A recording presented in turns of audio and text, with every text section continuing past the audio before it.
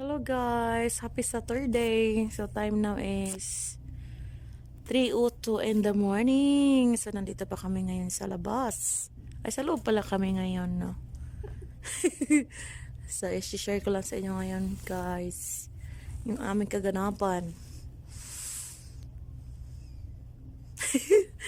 Yung aming vlogger na photographer, videographer na pagod. Ayan siya guys. Napagod ang aming videographer. Tapos mayroon kaming chismoser.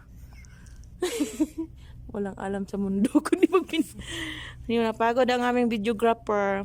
Kasi may kasama na rin kasi sama ng loob yung videographer namin. Napagalitan kasi siya. Tapos dinamay pa yung pagkain. Nagutom siya. Nalipasan ng gutom. Nag-video-video kami.